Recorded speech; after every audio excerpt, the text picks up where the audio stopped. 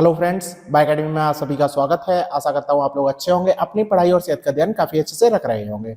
मेरा नाम योगेंद्र है और मैंने आपका एक मॉक पेपर लिया था 3 टीजीटी एसएसटी के लिए 100 क्वेश्चन थे। तो आज हम क्या करने वाले हैं, इसका एनालिसिस करने वाले हैं। ठीक है, 100 क्वेश्चन है, 5 वीडियो में करेंगे, मतलब 20 क्वेश्चन पर वीडियो हम लेंगे और 20 क्वेश्चन का मैं एनालिसिस करूंगा, डिटेल में हम करेंगे और जिससे आपको ये पता चल जाएगा कि आपके क्वेश्चन गलत हो रहे हैं, किस जगह पे गलत हो रहे हैं, किस तरीके से आपको पढ़ना है कि आपको आगे आने वाले जो पेपर हैं उसमें भी बेहतरी से आप अपना परफॉर्मेंस दे सकें। ठीक है, तो पहले क्वेश्चन से स्टार्ट करेंगे और हम से पूछा गया है पहले क्वेश्चन में कि निम्नलिखित घटनाओं में से कौन सा विकल्प है जो अंतिम घटना थी। मतलब ये किसके बारे में पूछा जा रहा है, एक तो बेस्टिल का पतन, बेस्टिल के पतन से ही आपको समझ में आ गया कि ये फ्रेंच रिवॉल्यूशन के बारे में पूछा जा रहा है। ठीक है, तो फ्रेंच रिवॉल्यूशन में जो भी घटनाएं हुई थी उन घटनाओं को हमें क्रम में लगाना है। अब क्वेश्चन जैसे ही आया वैसे ही आपको क्या करना है, फ्रेंच रिवॉल्यूशन के बारे में आपसे पूछ लिया गया तो आपसे रशियन रिवॉल्यूशन के बारे में भी पूछा जा सकता है। तो ये जो घटनाओं का क्रम है वो आपको अच्छे से देखना है। ठीक है, अब बात करते हैं हम बेस्टिल के पतन के बारे में। बेस्टिल का पतन है, उसके बाद मनुष्य और नागरिक अधिकारों की घोषणा पत्र। अब मनुष्य की जगह पे हम क्या लिख सकते हैं, यहाँ पर पुरुष लिख सकते हैं। ठीक है, मैन एंड सिटीजन।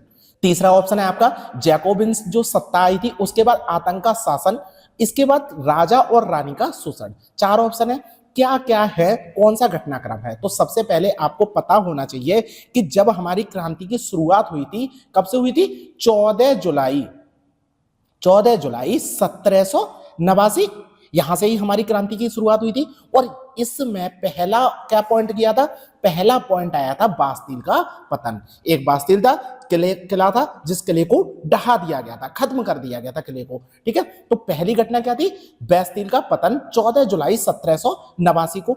उसके बाद जो वहां पर असेंबली का गठन हो गया था, वो असेंबली क्या काम कर रही थी, उसने एक मनुष्य और नागरिक अधिकार की घोषणा की थी। तो मनुष्य और नागरिक अधिकारों के घोषणा पत्र कब आया था, ये आया था 26 अगस्त 1789। तो 1789, 26 अगस्त 1789 दूसरी घटना ये हुई। और उसके बाद अब क्या हुआ, अब सत्ता में बदलाव आया, एक टाइम आया, उसके बाद जब उनका पूरा संविधान बनकर तय हो गया था, सब चीजें लागू हो गई थी, उसके बाद एक घटना हुई और उस घटना में राजा को फांसी पर चढ़ा दिया गया था। ठीक है, राजा को फांसी पर कब चढ़ाया गया था, राजा को फांसी पर चढ़ाया गया था 21 जून 1793, 21 जून 1793 को राजा को फांसी पर चढ़ा दिया गया था। उसके बाद रानी का भी यही असर हुआ था, यही आपने अपनी एनसीईआरटी में पढ़ा होगा। तो इस तरह से ये घटना हुई। इसके बाद आया जैकोबिन की सत्ता। जैकोबिन की जब सत्ता आई तो उसे आतंक का शासन कहा जाने लगा। आतंक का शासन क्यों कहा जाता था, क्योंकि ज्यादातर जितने लोग थे और उसकी बात को नहीं मान रहे थे, उन सबको लगातार फांसी पर चढ़ाया जा रहा था। तो सबसे लास्ट घटना क्या है, जैकोबिन की सत्ता में आना और आतंक की घटना। समझ में आया, तो इससे आपका 3 ऑप्शन सही हो जाता है। समझ में आया किस तरीके से आपको करना है। और अब अगर जो फ्रेंच रिवॉल्यूशन के बारे में पूछा गया, रशियन के बारे में पूछना है, हिटलर के बारे में पूछना है, तो सारी चीजें आपको क्रम में लगी होनी, पता होनी चाहिए। अगले क्वेश्चन पे चलते हैं। 1815 की वियना संधि के तहत निम्नलिखित में से कौन सा एक लागू नहीं किया गया था, बोरबोन राजवंश की बहाली, फ्रांस की सीमाओं पर राज्यों की श्रृंखला स्थापित करना, तीसरा राजशाही की बहाली, या चौथा 39 राज्यों के जर्मन परिसंघ को कमजोर करना। ये है आपका पूरा क्वेश्चन। तो इसमें क्या लागू नहीं था, 1815 की अगर वियना संधि के बारे में अगर हम बात करें, 1857 की वियना संधि किससे संबंधित है, एक तो नेपोलियन से संबंधित है, ये आपको पता होना चाहिए। ठीक है, अब इसमें क्या हुआ था, जो लुई 16 में थे, आपको याद होगा फ्रांस की जब क्रांति हुई और लुई 16 थे, वो बूरबोज राजवंश के थे। उन्हीं पूर्वज राजवंश को निस्तानाबूद कर दिया गया था, बिल्कुल खत्म कर दिया गया था कि अब यहां पर कोई भी राजा नहीं होगा। उसे ही फिर से बहाल कर दिया गया था वियना संधि के द्वारा। तो ये तो पॉइंट है, मतलब इसे सही माना जाएगा कि बुर्बोज राजवंश की बहाली हुई वियना संधि के बाद से। ठीक है, अब क्या हुआ, जो फ्रांसीसी विस्तार है उसे रोकने के लिए फ्रांस की सीमाओं पर राज्यों की एक श्रृंखला को स्थापित किया गया था। अब फ्रांस की जो सीमाएं हैं वहां पर राज्यों की श्रृंखलाओं को स्थापित कर दिया कि अब इसके विस्तार को रोका जा सके, कैसे भी करके फ्रांस के विस्तार को रोका जाए, क्योंकि नेपोलियन क्या कर रहा था, सब जगह विस्तार करने वाला था। इस वजह से इस तरीके का काम किया गया था। और इसका एक कारण क्या था, इसका कारण यह भी था कि नेपोलियन ने बहुत सारे राजाओं को हरा दिया था। हराने के बाद पूरा खत्म कर दिया गया था, राजशाही को खत्म कर दिया था। ठीक है, तो उस राजशाही को, उन राजाओं को फिर से बहाल करने के लिए राजशाही की बहाली की गई थी। लेकिन जो 39 राज्य उसके द्वारा जीते गए थे, जो नेपोलियन के द्वारा जीते गए थे, उन पर कोई आंच नहीं आई थी। ठीक है, तो इनको कमजोर करने का ऐसा कोई उद्देश्य नहीं था, इसमें वियना संधि में इस तरह की बात नहीं की गई थी। तो इस वजह से ये वाला ऑप्शन आपका सही हो जाएगा, क्योंकि ये ही ऑप्शन इसमें नहीं है। समझ में आया पूरा? तो इस तरीके से 39 राज्यों के जर्मन प्रसंग को कमजोर करना ऐसा कोई उद्देश्य नहीं था वियना संधि का। दूसरा ऑप्शन आपका, चौथा ऑप्शन आपका सही है। अब बात करते हैं खूनी रविवार। खूनी रविवार, रूसी क्रांति पर पहुंच गए हम। रूसी, अब यही तो पूछा गया है, खूनी रविवार की घटना दुनिया के किस क्रांति से संबंधित है? क्या अमेरिकी क्रांति से संबंधित है, फ्रेंच, रसिया, या पहला या दूसरा? तो पहला दूसरा कुछ भी नहीं है, ना फ्रेंच है, सीधे आपको पता होना चाहिए रशियन रिवॉल्यूशन। डायरेक्ट आपको पता है खूनी रविवार, खूनी रविवार की घटना हुई थी, कब हुई थी? ये खूनी रविवार की घटना हुई थी 1905 में। अब 1905 में ये घटना हुई थी, इससे पहले हो क्या रहा था? कुछ चीजें थी, जो मजदूर थे, वो मजदूर इनका क्या कर रहे थे, विरोध कर रहे थे। किन चीजों का विरोध कर रहे थे? 3 चीजों का विरोध कर रहे थे। तीनों चीजों को बहुत अच्छी तरह से याद रखना है। एक तो काम के घंटों को कम करने की बात की जा रही थी इसमें। ठीक है, काम के घंटों को बढ़ा दिया गया था, तो कम करके 8 घंटे तक लाने की बात की जा रही थी। पहला पॉइंट आपको याद रखना है। दूसरा, जो उनकी मजदूरी थी, मतलब जो उन्हें आय मिल रही है, उस आय को बढ़ाना, ये भी दूसरा पॉइंट था, जिसकी वजह से मजदूर आंदोलन कर रहे थे। और तीसरा है काम की स्थिति में सुधार। जो वहां पर मजदूर थे, काम कर रहे थे, उनके लोगों की जो वहां पर रह रहे थे, बसाव, वो थोड़ा सा अच्छा होना चाहिए। ये 3 इनके पॉइंट थे, जिसकी वजह से ये क्या कर रहे थे, हड़ताल पर चले गए थे। फिर क्या हुआ, ये हड़ताल पर जाने के बाद एक जुलूस निकाला इन्होंने, जुलूस निकाल के पहुंच गए ये पैलेस में। और पैलेस में वहां के जो सैनिक थे, उन सैनिकों द्वारा इन पर गोलियां चलाई गई थी। रविवार का दिन था, इसी दिन को खूनी रविवार के नाम से जाना जाता है। तो 3 पॉइंट आपको मैंने बताए, तीनों पॉइंट आपको पता होने चाहिए, आगे क्वेश्चन बन सकता है। आपको क्लियर है तीसरा क्वेश्चन? चौथे क्वेश्चन की बात करते हैं। गुटेनबर्ग द्वारा छपा पहला प्रकाशन कौन सा था? राजनीतिक लेख था, बाइबल था, समाचार पत्र था, या उपरोक्त में से सभी? तो आपको बहुत अच्छी तरह से, फैक्चुअल क्वेश्चन है, याद होना चाहिए। पहली पुस्तक कौन सी छपी थी? बाइबल। बाइबल को छापा गया था, गुटेनबर्ग के द्वारा पहली पुस्तक थी जो छापी गई थी। तो गुटेनबर्ग ने ही प्रिंटिंग प्रेस का आविष्कार किया था। कब किया था? 1448 में प्रिंटिंग प्रेस का आविष्कार किया था, जिससे पहली पुस्तक छापी गई थी, बाइबल। तो आपका फैक्चुअल क्वेश्चन है, कुछ भी ज्यादा पढ़ना नहीं है। अगले क्वेश्चन पे चलते हैं। फ्रांसीसी क्रांति के दौरान फ्रांस का शासक कौन था? अंतिम शासक था, कौन था? लुई सोलेमा अंतिम शासक था। दूसरा आपको पता होना चाहिए, उससे पहले लाइन से आ रहे थे 14वां, 15वां, 16वां, इसी तरीके से। और कब तक इनका शासन रहा था, ये पहले तो आपको याद रखना चाहिए कि जितने भी पुराने शासक थे, उनकी मृत्यु के बाद अगला शासक आ रहा था। लेकिन लुई सोलेमा था, उसे गद्दी से हटाया गया था, और उसके बाद यहां पर लोकतंत्र लाने की कोशिश की गई थी और संविधान का निर्माण किया गया था। तो ये चीजें भी आपको पता होनी चाहिए। फैक्चुअल क्वेश्चन है, कोई ज्यादा इंपॉर्टेंट नहीं है। छठवें क्वेश्चन पे की बात करते हैं। हिटलर ने जर्मन वर्कर्स पार्टी को संभाला और उसका नाम बदल दिया। क्या नाम रख दिया था जर्मन वर्कर्स पार्टी का? क्या सेकुलर जर्मन वर्कर्स रख दिया गया था? जर्मनी के समाजवादी कार्यकर्ता रख दिया गया था?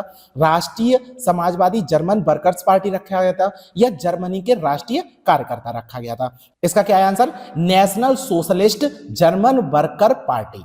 ठीक है, ये आपको नाम याद रखना है। इंग्लिश में ही नाम याद रखिए, क्योंकि नाम जब भी आएगा तो आपको इंग्लिश में याद रखना है। तो national socialist German worker party, ये नाम आपको याद रखना है। अब ये पूरी घटना है 1919 से लेके जो भी है, प्रथम विश्व युद्ध के बाद हिटलर का उदय हुआ था और सब चीजें, तो ये आपको बहुत अच्छे से पता होनी चाहिए। जितने भी इसने और भी पार्टीज बनाई थी, किस पार्टी में था, कैसे वो एक सत्ता में आ गया, तो ये सारी चीजें आपने पूरा हिटलर वाला चैप्टर अगर आप पढ़ेंगे तो उससे आपका क्लियर हो जाएगा। तीसरा चैप्टर 9th क्लास की एनसीईआरटी का पढ़िए, कोई दिक्कत नहीं आएगी। सारे अभी तक क्वेश्चन हैं वो सभी एनसीईआरटी से हैं, केवल एक क्वेश्चन को छोड़ के। अगले क्वेश्चन पे चलते हैं। 7वां क्वेश्चन क्या कह रहा है? रूसी क्रांति में ड्यूमा को कब निलंबित किया गया था? क्या 25 मार्च को किया गया था, 31 मार्च को, 25 फरवरी या 29 फरवरी? तो आपको पता होना चाहिए ड्यूमा क्या थी। ड्यूमा एक सलाहकारी समिति थी। ठीक है, ड्यूमा क्या करती थी, विधानसभा की तरह काम करती थी और राजा पर अंकुश लगाने का काम ज्यादातर ड्यूमा ही किया करती थी। तो रविवार का दिन था, कब था, 25 फरवरी। 25 फरवरी को ड्यूमा को हटा दिया गया था, बिल्कुल खत्म कर दिया गया था। तो आपको इतना ही याद रखना है कि ड्यूमा को कब निलंबित कर दिया गया था, 25 फरवरी को कर दिया गया था, रविवार का दिन था जब निलंबित कर दिया गया था। अगले क्वेश्चन पे चलते हैं। 8वां क्वेश्चन क्या कह रहा है, निम्नलिखित में से किस अधिनियम ने जर्मनी में तानाशाही की स्थापना की थी। अब जर्मनी में तानाशाही की बात चल रही है यहां पर, तो क्या ये चार्टर अधिनियम था, रॉलेट एक्ट था, सक्षम अधिनियम था, या उपरोक्त में से कोई नहीं था। तो एक अधिनियम आया था जर्मनी में, अब ये इग्नू का जवाब पढ़ेंगे तभी आपको मिलेगा, यहां पर नहीं मिलेगा, ठीक है। तो एक था सक्षम अधिनियम, ठीक है। ये कब आया था, 3 मार्च 1933, ठीक है। 3 मार्च 1933 को आया था एक सक्षम अधिनियम, जिसके द्वारा हिटलर को संसद को दरकिनार करने की और तानाशाही के द्वारा अपना शासन चलाने की शक्ति मिल गई थी। तो ये क्या है, सक्षम अधिनियम है इसका नाम। तो हिटलर के द्वारा लाया गया था और जर्मनी में तानाशाही की स्थापना किससे हुई थी, सक्षम अधिनियम के द्वारा हुई थी। अगर क्वेश्चन गलत हो गया होगा कोई बात नहीं, सोचने की जरूरत नहीं है, 1-2 क्वेश्चन आपके गलत हो जाने चाहिए, दिक्कत नहीं आनी चाहिए। अगले क्वेश्चन पे चलते हैं। 9वां क्वेश्चन, फ्रांस की क्रांति और अमेरिका की क्रांति को जन्म देने वाला सिद्धांत है, क्या है, अधिकारों का कानूनी सिद्धांत, प्राकृतिक अधिकारों का सिद्धांत, सामाजिक कल्याण सिद्धांत, या अधिकारों का ऐतिहासिक सिद्धांत। अगर ये बात करें यहां पर, जब अमेरिका की बात करते हैं और फ्रांस की बात करते हैं, तो यहां पर दोनों जगह पर एक ही चीज चल रही थी, वो चल रही थी नेचुरल राइट्स की। इंसान किसके लिए लड़ रहा था, नेचुरल राइट्स के लिए लड़ रहा था। नेचुरल राइट्स क्या होते हैं, जीवन, स्वतंत्रता और संपत्ति। ये 3 जो राइट हैं ये प्राकृतिक अधिकार है, ठीक है, नेचुरल राइट है। ये मैंने आपको बताया भी था जब लोकतांत्रिक अधिकारों के बारे में हम पढ़ रहे थे, तब मैंने बताया था कि प्राकृतिक अधिकार कौन से हैं, जीवन, स्वतंत्रता और संपत्ति का अधिकार। और इसी के लिए लड़ाई चल रही थी फ्रांस में और अमेरिका में। दोनों जगह पर क्रांति का उजागर किस वजह से हुआ था, यहां पर प्राकृतिक अधिकारों के लिए लड़ाई चल रही थी। तो यहां पर आंसर क्या हो जाएगा, प्राकृतिक अधिकार हो जाएगा। अब अधिकारों का जो कानूनी संबंध है उसका क्या मतलब है, मतलब कि जो कोई अधिकार है उसे कानून के रूप में बाध्यता कर दी जाए तो उसे अधिकारों का कानूनी सिद्धांत कहेंगे। सामाजिक कल्याण का सिद्धांत क्या होता है, इसमें बाजार के जोखिमों के बारे में बात की जाती है या सरकारी हस्तक्षेप द्वारा सामाजिक सुधार किए जाते हैं तो उसे सामाजिक कल्याण का सिद्धांत कहेंगे। मतलब जो शक्ति होगी वो शक्ति किसके पास होगी, वो सरकार के पास होगी, केंद्र सरकार के पास होगी, जिससे लोगों का भला किया जा सकता है, ठीक है। उसके बाद अधिकारों का ऐतिहासिक सिद्धांत क्या होता है, ये ऐतिहासिक विकास और सिद्धांत की उत्पत्ति के आधारों पर, मतलब जो भी अधिकार हैं वो ऐतिहासिक आधारों पर आपको मिलने चाहिए। तो ये इस तरह का कोई सिद्धांत नहीं था, केवल प्राकृतिक अधिकारों के सिद्धांत पर लड़ाई चल रही थी। फ्रांस की क्रांति और अमेरिका की क्रांति मैं पढ़ा चुका हूं, तो आपको ये क्वेश्चन तो सही हो जाना चाहिए था। अगला क्वेश्चन की बात करते हैं, 10वां क्वेश्चन है, जर्मनी के एकीकरण में ऑस्ट्रिया और प्रसिया के मध्य निर्णायक युद्ध कहां लड़ाया गया था। तो अब ये जब जर्मनी के एकीकरण में पूछ लिया तो ऑस्ट्रिया और प्रसिया के बारे में पूछा गया, तो और भी आपको युद्ध पता होने चाहिए कि कौन कौन सी जगह पर क्या क्या युद्ध लड़े गए थे। तो आपको याद रखना है सैडोवा में ये युद्ध लड़ा गया था, ठीक है। तो सैडोवा में हुआ था, प्रसिया और ऑस्ट्रिया के बीच में युद्ध हुआ था। कब हुआ था, 1866 में ये युद्ध हुआ था, ठीक है। और इससे क्या हुआ था, जो उत्तरी जर्मनी था, उत्तरी जर्मनी में प्रसिया की जीत हो गई थी, प्रसिया वहां पर आ गया था। तो ये जब आप जर्मनी के बारे में पूरा पढ़ेंगे तो उस जगह पर आपको मिल जाएगा सैडोवो, आपको याद रखना है सैडोवा, जहां पर 1866 में युद्ध हुआ और यहां पर प्रसिया आगे निकलकर आया, ठीक। अगले क्वेश्चन पे चलते हैं। अगला क्वेश्चन क्या कह रहा है, 11वां, रूसी साम्राज्य के भीतर मुस्लिम सुधारकों के उस समूह का नाम बताइए जो अपने समाजों को अगले स्तर तक ले जाने के लिए इस्लाम का आधुनिकीकरण करना चाहते थे। क्या वो मेंसेविक थे, जदीदी थे, बोल्शेविक थे, या इनमें से कोई नहीं। ये मैं आपको पहले ही पढ़ा चुका हूं, जदीदी, ठीक है। ये मैंने आपको पढ़ाया नहीं, मैंने आपको पढ़ाया नहीं है, लेकिन क्वेश्चन में आ चुका है काफी बार। तो जदीदी ये आपको एनसीईआरटी में मिलेगा, ठीक है। एनसीईआरटी में जदीदी है, जो कौन थे, ये मुस्लिम समाज सुधारक थे और आधुनिकीकरण को अपनाना चाह रहे थे। तो रूसी साम्राज्य में जदीदी जो लोग थे वो क्या कर रहे थे, आधुनिकीकरण को अपनाना चाह रहे थे। अब यहीं पर अगर हम मेंसेविक की बात करें, मेंसेविक कौन थी, वो भी एक विचारधारा थी। ये सारी विचारधाराएं हैं, ठीक है, बोल्शेविक और मेंसेविक, ठीक है। और ये जो 1889 में जो रूसी सोशलिस्ट डेमोक्रेटिक पार्टी आई थी, उसमें अल्पसंख्यक समूह ये मेंशेविक थे। और यहीं पर अगर बोल्शेविक की बात करें तो ये कार्ल मार्क्स और फ्रेडरिक एंगल्स से जुड़े हुए थे, ठीक है। और इनकी जो विचारधारा थी वहां पर लेनिन का नेतृत्व था, बोल्शेविक में लेनिन का नेतृत्व। तो रूसी क्रांति जब आप पढ़ेंगे, पूरा अगर आप पढ़ेंगे, दूसरा चैप्टर पढ़ेंगे 9th क्लास की एनसीईआरटी, उसमें आपको सही सही मिलेगा, ठीक है। मेंशेविक और बोल्शेविक के द्वारा लेनिन की भी सब कुछ बातें मिलेंगी आपको। और यहाँ पर जो अल्पसंख्यक समूह थे, जो मेंशेविक समुदाय था, उसमें जो सोशलिस्ट डेमोक्रेटिक पार्टी थी, तो इन सब के बारे में भी आपको वहां पर देखने को मिलेगा। ये चीजें आपको पता होनी चाहिए, सारी एनसीईआरटी में दी हुई है, बेसिक है, क्वेश्चन आपका सही हो जाना चाहिए था। अगले क्वेश्चन पे चलते हैं। निम्नलिखित देशों में से किस देश ने सुरक्षा के उद्देश्य से मेजिनो लाइन का निर्माण किया था? अब मेजिनो लाइन के बारे में आपने नहीं पढ़ा होगा एनसीईआरटी में। ये क्या है? जर्मनी, इटली, फ्रांस या ऑस्ट्रिया? तो यहां पर जो फ्रांस था, तो फ्रांस ने क्या किया था, ऊपर एक लाइन थी बेल्जियम के पास, बेल्जियम और जर्मनी के पास इस तरीके से एक लाइन बनाई थी, अपना जो फ्रांस था यहां पर, ठीक है। तो फ्रांस ने, यहां बेल्जियम है, यहां पर आपको जर्मनी देखने को मिलेगा, तो उस जगह पर एक लाइन बनाई थी। वो कौन था, कौन बनाने वाला था? फ्रांस ही बनाने वाला था। इसे मेजिनो लाइन कहा गया था। और ये कब बनाई थी? द्वितीय विश्व युद्ध में एक रक्षा रेखा के रूप में काम कर रही थी, ठीक है। द्वितीय विश्व युद्ध के टाइम पे इस तरीके का काम किया गया था, तो ये भी आपको पता होना चाहिए। अगले क्वेश्चन पे चलते हैं, 13वां क्वेश्चन। फ्रांसीसी क्रांति के दौरान किस घटना ने फ्रांस में राजशाही को समाप्त कर दिया गया था? फिर से फ्रांसीसी क्रांति के बारे में, तो संपदा जनरल का दीक्षांत समारोह, ठीक है। अगला टेनिस कोर्ट की शपथ, उससे अगला बेस्टिल का पतन, ठीक है। और तूफान है ये, बेस्टिल का पतन होगा, ठीक है। 10 अगस्त 1792 का विद्रोह, यहां पर सबसे पहले बेस्टिल का पतन हो गया था, ठीक है। फिर टेनिस कोर्ट की शपथ ली गई थी और उसके बाद दीक्षांत समारोह हुआ था। लेकिन 10 अगस्त 1792 का विद्रोह हुआ था, जब मैंने बोला था राजा को फांसी दे दी गई थी। और ये क्या थे, इस समय पर जो फ्रांसीसी जो राजा थे लुई 16 में, तो लुई 16 में एक कोर्ट में थे, उसका नाम क्या था, पैलेस था एक, वो क्या नाम था, ट्यूरेलिज, ट्यूलरीज पैलेस था, ठीक है, पैलेस। इस पैलेस में वो थे, ठीक है। उस पैलेस पर आक्रमण कर दिया गया था।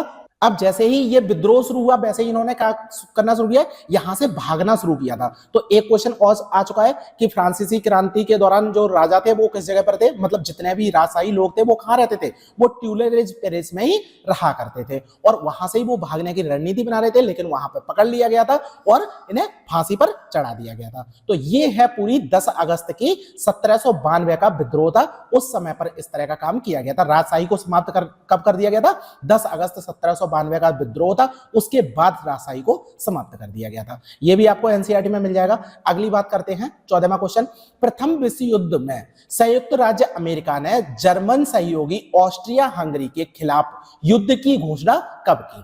अब यहां पर क्या है, संयुक्त राज्य अमेरिका का बहुत इंपॉर्टेंट पॉइंट है, ठीक है। ये शुरुआत में नहीं चाह रहा था कि हम युद्ध में जाएं, लेकिन बाद में ऐसी स्थिति आई कि इसे भी युद्ध में कूदना पड़ा था। तो वो था 4 अप्रैल 1917 का टाइम।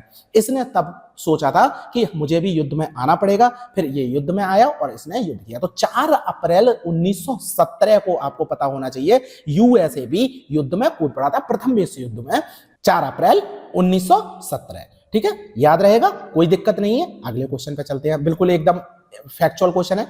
रूसी संसद ड्यूमा की स्थापना कब की गई थी? तो ड्यूमा क्या थी, मैंने आपको बताई थी पहले ही, एक सलाहकारी संसद के रूप में काम कर रही थी, ये संसद के रूप में काम कर रही थी, सलाहकारी संसद। और इसका गठन कब किया गया था? 6 अगस्त 1905 को इसका गठन किया गया था।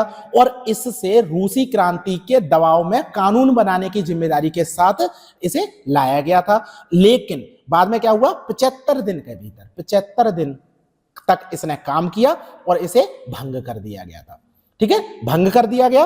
और भंग करने के बाद फिर से ड्यूमा का गठन किया गया था। तो इससे आपको पता चल रहा है कि ड्यूमा तो बनी रही थी, ड्यूमा तो ये मान लीजिए आप प्रथम विश्व युद्ध के टाइम पर भी बनी रही थी, लेकिन अभी ये बहुत ज्यादा प्रभावकारी नहीं थी, ठीक है। तो प्रभावकारी नहीं थी, सलाहकारी संसद थी ड्यूमा, जिसका गठन किया गया था। कब किया गया था? 6 अगस्त 1905 को गठन किया गया था। और उसके बाद पहली बार गठन किया गया था 6 अगस्त 1905 को। उसके बाद 75 दिन बाद फिर से इसे भंग कर दिया गया था, फिर से ड्यूमा का गठन किया गया था। तो ड्यूमा सलाहकारी संसद के रूप में काम करती रही। कब तक काम करती रही थी ये?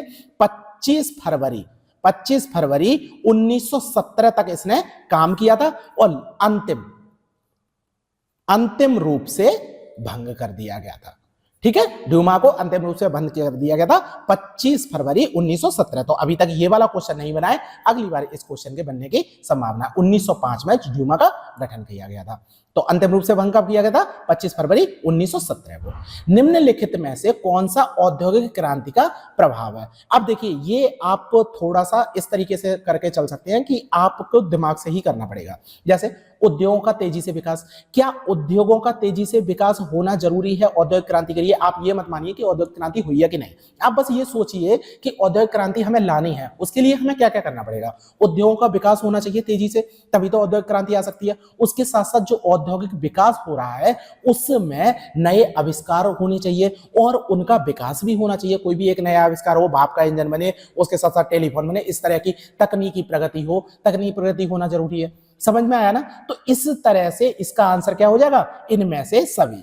कोई भी अगर आप औद्योगिक क्रांति के बारे में देखेंगे तो उसमें इस तरह की चीजें होना आवश्यक है। तो इनके लिए पढ़ना जरूरी नहीं होता है, इसीलिए मैं कहता हूं कि जो पहला टॉपिक है वो ज्यादा नहीं पढ़ना है, वो आपका सेंस से ही काम कर जाएगा। इतना तो आप पढ़ चुके हैं पहले ही कि आपका काम चल जाए। अगली क्वेश्चन पर चलते हैं। टेनिस कोर्ट की शपथ किससे संबंधित है? आपको पता है टेनिस कोर्ट की, आप पिछले क्वेश्चन कर चुके हैं। किससे संबंधित है? फ्रांसीसी क्रांति से संबंधित है। कोई दिक्कत आएगी क्या? इस वजह से आपको क्या करना है? बढ़िया तरीके से पढ़ना है। और मैंने आपको बता ही दिया है, पूरा आपका 100 डेज का प्लान बनाया है। आप फ्रांसीसी क्रांति से शुरुआत कीजिए, फ्रेंच रिवॉल्यूशन 2 दिन में पढ़ के खत्म करिए, आपको कोई दिक्कत नहीं आएगी। फिर उसके बाद क्वेश्चन हम कर लेंगे, जैसे ये वाले क्वेश्चन कर रहे हैं वैसे ही मैं फ्रांसीसी रिवॉल्यूशन का सारे क्वेश्चन करा दूंगा। ठीक है, 18वां क्वेश्चन, निम्नलिखित में से कौन नाजी दल का पूर्ण रूप है? नाजी दल आपको किससे संबंधित लग रहा है? हिटलर से संबंधित लग रहा है ना? तो यही है। राष्ट्रीय सामाजिक जर्मन मजदूर दल, राष्ट्रीय जर्मन कार्यकर्ता दल, राष्ट्रीय समाजवादी जर्मन दल जनता दल या राष्ट्रीय ज्यूरिख जनता दल? तो इसमें था national socialist German workers party, ये इससे संबंधित था। जो नाजी दल है वो इसी से ही संबंधित था। ये भी आपको एनसीईआरटी में मिल जाएगा, कोई दिक्कत नहीं आएगी। तो यही मैंने बताया था, पहले भी जो क्वेश्चन आया था नाजी के बारे में जो आया था, हिटलर के बारे में आया था, तो ये आपको पता होना चाहिए। पूरा जब चैप्टर पढ़ेंगे तो उसमें ये चीजें, छोटी छोटी चीजें, और कोई भी दल आता है तो उनके नाम आपको अच्छे से तैयार कर लेने हैं। 19वें क्वेश्चन पे चलते हैं। निम्नलिखित में से कौन सा समूह एक पार्टी में सभी के लिए खुली सदस्यता के पक्ष में था? मतलब खुली सदस्यता होनी चाहिए वहां पर। कौन था? क्या बोल्शेविक था, मेंशेविक था, या एसडीडब्ल्यू पार्टी थी, या एसआर पार्टी थी? तो इसमें से एक था मेंशेविक। मेंशेविक क्या कहते थे? ये खुली सदस्यता के पक्षधर में थे। ठीक है, इनका मतलब था कि खुली सदस्यता होनी चाहिए। इससे पहले अगर बोल्शेविक की बात करें तो बोल्शेविक से ये थोड़े से कम कठोर थे। बोल्शेविक भी कठोर थे और मेंशेविक भी कठोर थे, लेकिन बोल्शेविक से थोड़े से कम कठोर थे, इस वजह से इन्हें थोड़ा सा सही कहा जाता है। और जो सोशलिस्ट डेमोक्रेटिक वर्कर थे, ये सोशलिस्ट डेमोक्रेटिक वर्कर पार्टी, जो लेबर पार्टी थी ना, उनके ही दोनों थे सदस्य थे, बोल्शेविक थे, मेंशेविक, दोनों ही थे, और इनसे अलग हो गए थे। ठीक है, तो ये आपको पूरा ही आपको रशियन रिवॉल्यूशन में मिलेगा, कोई दिक्कत नहीं आएगी। आप वहां पर पढ़ेंगे चैप्टर तो उससे आपका क्वेश्चन हो जाएगा। अब मैं ये करा क्यों नहीं रहा हूं? क्योंकि अभी आपने पढ़ा नहीं है। जैसे ही आप पढ़ लेंगे ना, जब हम 1 तारीख से करेंगे, 1 अप्रैल से जब हम क्वेश्चन करना शुरू करेंगे, तब आपको मैं डिटेल में बताऊंगा, क्योंकि तब आप पढ़ चुके होंगे, अभी आपने पढ़ा नहीं है। तो इस वजह से मैं अभी नॉर्मल ही बता रहा हूं। ठीक है, स्टालिनग्राड की लड़ाई किसने जीती? ये क्वेश्चन ऐसा है कि आपका अगर गलत भी हो जाए तो कोई दिक्कत नहीं है। ये क्या है, इसके बारे में अगर मैं थोड़ी सी बात करूं तो एक तो यूएसएसआर के बीच में, यूएसएसआर, और दूसरे थे जर्मनी, इन दोनों के बीच में लड़ाई हुई थी और यहां पर जीता। ठीक है, यूएसएसआर जीत गया था और जर्मन सैनिक थी उसे हरा दिया गया था। अब इसका कारण क्या था? द्वितीय विश्व युद्ध चल रहा था और उस समय पर क्या था, जो जर्मनी था, जर्मनी चाहता था स्टालिनग्राड पर कब्जा कर ले, क्योंकि एक तो ये औद्योगिक शहर था। ठीक है, एक नदी के किनारे बसा हुआ था। ये नदी का नाम आपको पता होना चाहिए, नदी का नाम है बोल्गा नदी। बोल्गा नदी, तो बोल्गा नदी भी पता होना चाहिए, और ये एक औद्योगिक शहर है। इसी वजह से हिटलर चाहता था कि स्टालिनग्राड पर हमारा कब्जा हो जाएगा, उसके बाद यूएसएसआर को हराना आसान हो जाएगा। तो लड़ाई हुई और लेकिन जर्मनी नहीं जीत पाया, हिटलर हार गया, यूएसएसआर जीत गया था स्टालिनग्राड को। ओके, कोई दिक्कत नहीं है। 20 क्वेश्चन हमारे हो चुके हैं। अगली वीडियो में बनाऊंगा जिसमें अगले 20 क्वेश्चन होंगे, तो इसी तरीके से 5 वीडियो में बना दूंगा जिसमें आपको समझ में आ जाएगा। अब ये समझ में आ रहा होगा कि आपके क्वेश्चन कहां पर गलत हो रहे हैं और क्या मैंने जो क्वेश्चन बताया, जो एनसीईआरटी टॉपिक बताया, वो टॉपिक आपने अच्छे से पढ़ा है। अगर आपने पढ़ा होगा तो दिक्कत नहीं आएगी। यही मैं बताता रहूंगा कि इस तरीके से जैसे क्वेश्चन, अब जैसे द्वितीय विश्व युद्ध का ये क्वेश्चन है स्टालिनग्राड की लड़ाई, अब इसी के बारे में क्वेश्चन क्यों पूछा गया था? क्योंकि इसके पीछे एक रणनीति थी, हिटलर की रणनीति थी यूएसएसआर को कमजोर करने के लिए। और एक औद्योगिक शहर है स्टालिनग्राड, औद्योगिक शहर है और उस औद्योगिक शहर पर कब्जा करना जरूरी है। इसी वजह से हर एक युद्ध के बारे में नहीं पूछा जाएगा, लेकिन कुछ प्रमुख युद्ध होते हैं जिनके बारे में पूछा जाता है। अरे इसका आंसर तो बताया नहीं, सोवियत संघ आंसर हो जाएगा इसका। तो ये है, अब समझ में आया कि क्यों इस तरीके का युद्ध आ रहा है, समझ में आ गया, कोई दिक्कत नहीं है ना। इसी तरीके से अन्य क्वेश्चन भी हैं, क्यों पूछे जा रहे हैं, जैसे मेंशेविक है, बोल्शेविक है, यही तो 2 प्रमुख थे। और उसके बाद अगर इसकी बात करें, एसडीडब्ल्यू की बात करें, पार्टी की बात करें, लेबर पार्टी की, तो ये भी सबसे प्रमुख थी। इस वजह से ये क्वेश्चन बनना है। तो क्वेश्चन क्यों बन रहे हैं, हमें ये पता होना चाहिए कि क्वेश्चन बन क्यों रहे हैं। नाजी दल के बारे में ही क्यों पूछा जा रहा है, कौन सी पार्टी से जुड़ा हुआ है, उस पार्टी की क्या भूमिका है, आगे चल के क्या काम किया गया, इस वजह से। समझ में आ रहा है? तो ये चीजें आपको पता होनी चाहिए। यही चीजें हैं जो आपके एग्जाम को क्रैक कराने में आपकी मदद करेंगी। तो आज के लेक्चर में इतना ही रखते हैं। 20 क्वेश्चन हो चुके हैं, अगले 20 क्वेश्चन अगली वीडियो में बनाएंगे। Okay, thank you very much.